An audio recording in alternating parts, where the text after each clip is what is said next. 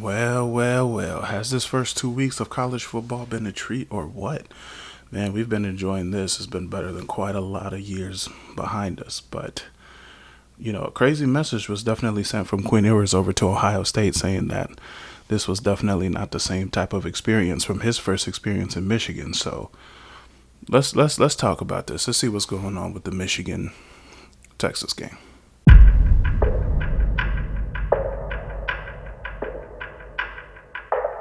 So, once again, like I said, this year has already been much better. We see a really big game in second week between Texas and Michigan. And the first thing we learned 100% is that this Michigan's team is not what it was the last 3 years. I mean, we can see that, we know that, we can confirm it. The coaching is very different. Everything feels different about this Michigan team, and it seems like the fans are not really fully supporting the team as well, which is kind of sad if I'm being honest, but it's kind of hard to be shocked at the same time. So, Texas to me was never tested in this game, and I'll go over that a little bit. Michigan, I thought, looked bad against Fresno State last week, and we pretty much had the idea of what Michigan was trying to do from the first half on, and when it failed, the coaches never adjusted to it, which I thought was very disappointing. So in the first half, if I'm being honest, for Michigan, their defense actually showed up for a little while.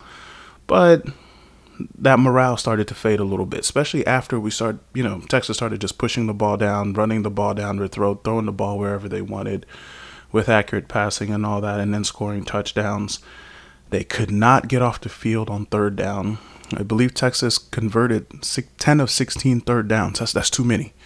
That's way too many, especially in the first half. I mean, they probably went maybe 6 for 9 or maybe 6 for 8 just in the first half alone. I mean, it was pretty high conversion rate on third down. First down, you see Michigan bringing the pressure. Second down, they bring the pressure. Third down, they're sitting back like, oh, wait a minute. We don't think one of the best quarterbacks, if not the best quarterback in college football, can actually beat us with his arm. He did. And the coaches never actually adjusted to the play calling or anything like that. So I think they set the players up for failure in that kind of situation. But that's exactly what makes it more interesting. So the offense comes out, like I said. The offense itself, the play calling was very awkward. They tried to be too pretty with the ball. They simply did not try to, push the ball forward by using passing as a threat so they can set up the run. But no, they came out and said, we are going to establish the run. This is our biggest threat. But Michigan does not have the same O-line as they had last year. That type of O-line from last year where pretty much it was a pro team in college football. It's a once-in-a-generation type of O-line you'll have at the college football level, if we're just being completely honest. That's probably the best college football O-line I've seen in the last 20 years. Let's just be honest from last year. But Texas very early on realized two things. One, Michigan cannot run the ball because there is no passing threat. And number two, when Michigan is throwing the ball, you just got to make sure to lock down the tight end, Colston Loveland, because that's the only person they were actually throwing the ball to for a good while. Seems like that's the only person they actually trusted to catch the ball. And what this made happen was Michigan became predictable. They were one-dimensional. You can't run the ball, so the defense is not backing up for a pass. And you can't pass the ball because they're shutting down the one man you have to beat them with, and you're not going to anyone else with the ball. So it made perfect sense that Texas really adjusted very well to this game plan. And Michigan got caught flat-footed, if we're just being completely honest. For Texas in the first half, the game plan looked very simple. I mean, it was pretty straightforward if you ask me personally. They took what the defense gave them. Accurate passing from the quarterback, 3 touchdowns, broke down Michigan's defense's morale. They got tired out. They couldn't get off the field on third down. And then in the second half, in the very first drive, you just notice Michigan gave up. I don't know what happened in the locker room. I can't speak for them or anything, but Michigan gave up. Let's just be honest. When it came down to calling plays, once again, I'm going to go back to this because the coaches didn't start calling good passing plays or anything to set up the offense in a good position until about the fourth quarter with 10 minutes left. I think the coaches forgot they were in a football game and just tried to coast the rest of the game until the fourth quarter and realized they were still in a football game. That play calling that happened about 10-minute mark of the fourth quarter, where has that been all game? You could have been doing that all game, and maybe it would have boosted the morale of your offense. Maybe you would have had more production. Maybe it would have set up your run game to actually work out a lot better. But they did not do that. So I am curious to hear from Michigan exactly what the game plan was, because that game plan made absolutely zero sense to anyone who was watching the game. And more importantly, from the coaches, why wait until you know there is no chance to come back in this game to try to call your best plays out that you know was working in practice, and you know you have other weapons outside of your tight end and the run game that was locked down that entire game. Then, to add insult to injury, Michigan gets their first touchdown in the fourth quarter. Instead of just kicking the extra point and moving on because you know you're not coming back in this game, they try to go for a 2-point conversion. Once again, what's the coaching decision here? How does this make any sense? Just once again, you're beating down your own team by, failing to convert a 2-point conversion. That didn't help. I'm not sure who made that decision. I'm not sure who okayed it. I don't even know why the head coach would have agreed to it, but there's nothing about that whole situation that made any sense at all. And I'm just being completely honest with you guys.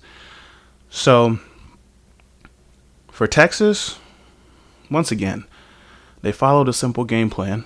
Let Quinn Ewers do his thing. Take what the defense was giving you. Nothing about what they did on offense was actually complicated. They just went straight to the defense and took what the defense gave them.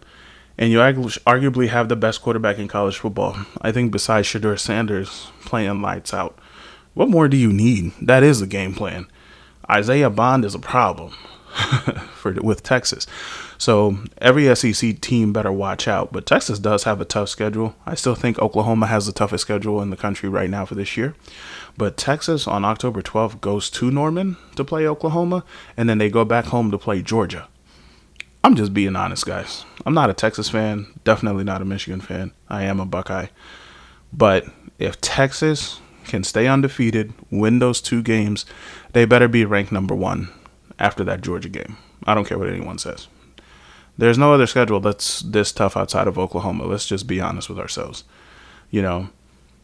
Besides this, though, sadly, we didn't learn much about Michigan other than they're not the same team. That's about all we really learned about Michigan.